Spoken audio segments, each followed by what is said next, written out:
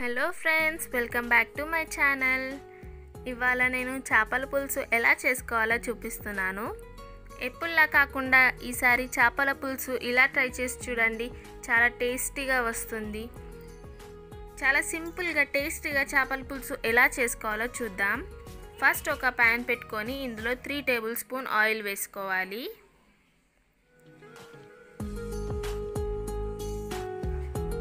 Oil లైట్గా వేడెక్కాక ఇందులో హోల్ గరం మసాలా, ఆకు, బిర్యానీ ఆకు, చెక్క, ఇలాచి, లవంగాలు వేసుకొని ఫ్రై చేసుకోవాలి. అలాగే ఇందులో సన్నగా కట్ చేసుకున్న ఉల్లిపాయ ముక్కలు కూడా వేసుకోవాలి. ఇవి కొద్దిగా ఫ్రై అయ్యాక ఇందులో సన్నగా కట్ చేసుకున్న పచ్చిమిర్చి కూడా వేసుకొని ఉల్లిపాయలు గోల్డెన్ బ్రౌన్ అయ్యేంత వరకు ఫ్రై చేసుకోవాలి. అలాగే ఇందులో 2 మీడియం సైజ్ టమాటా ముక్కలు కూడా వేసుకొని ఫ్రై చేసుకోవాలి. ఇవి కొద్దిగా వేగాక ఇందులో 2 టేబుల్ స్పూన్ అల్లం వెల్లుల్లి పేస్ట్, అలాగే 1/2 టేబుల్ స్పూన్ పసుపు, 2 టేబుల్ స్పూన్ కారం మీ టేస్ట్ని తగినంత మీరు వేసుకోవచ్చు. వేసి ఇవి కొద్దిగా ఫ్రై అయ్యాక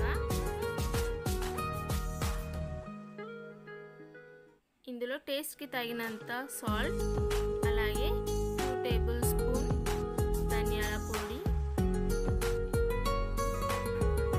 అలాగే చింతపండు రసం కూడా వేసుకోవాలి.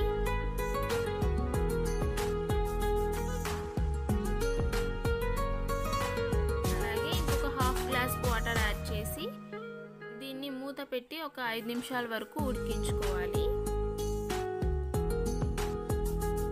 ఇది ఉడికేలోపు కొబ్బరి, గసగసాలు, అలాగే నువ్వుల్ని ఒక పేస్ట్ లాగా చేసుకొని దాన్ని కూడా ఇందులో యాడ్ చేసుకోవాలి.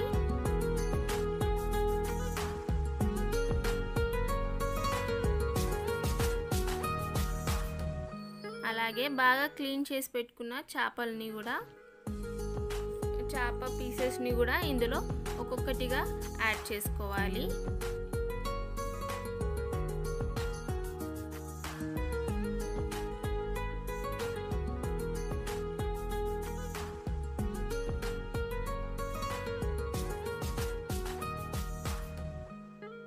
ఇలా చేపలన్నీ వేసాక దీన్ని ఎక్కువ కలపకుండా ఒకసారి అలా మొత్తాన్ని కలిపేసి మూత పెట్టి ఒక 10 నిమిషాల పాటు ఉడికించుకోవాలి.